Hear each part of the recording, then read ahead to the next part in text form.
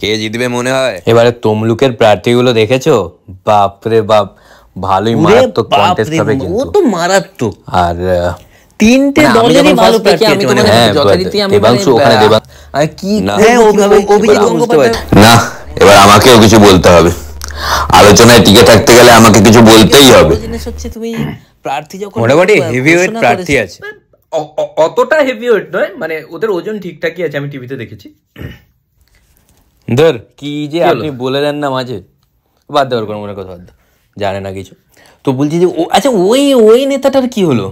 কোনটা বলো? আরে ওই যে লম্বা করে কালো করে, লম্বা, আরে বড় বড় চুল, লম্বা কালো, ওই। ও আচ্ছা আচ্ছা, দাঁড়াও দাঁড়াও, আমি মনে করছি, দাঁড়াও, ওর নাম।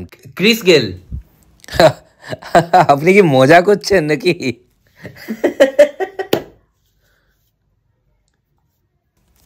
এবার তো রচনা ব্যানার্জিও প্রার্থী। কোথায় দাঁড়িয়েছে রচনা? দিদি নাম্বার ওয়ানে। কি বলছেন? আরে এটা ভোটের কথা হচ্ছে। তার কারণ দিদি নাম্বার ওয়ানে দাঁড়িয়েছে, অনেকবার দাঁড়াতে দেখেছি আমি। ধর বাদ বলছি দিন যে, এটার কথা।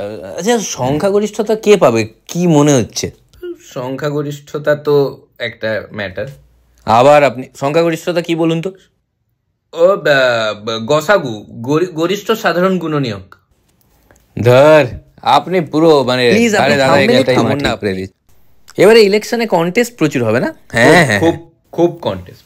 কেন কেন হবে বলুন তো? কেন কেন হবে আপনি বলুন তো? দেখুন, এবারের যে বিধানসভা ভোটটা যেটা হচ্ছে, আরে এটা লোকসভা ভোট।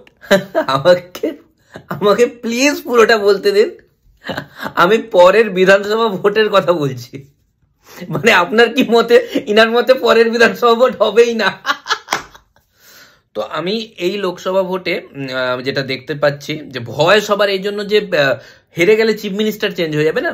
আরে এটা প্রাইম মিনিস্টারের ভোট।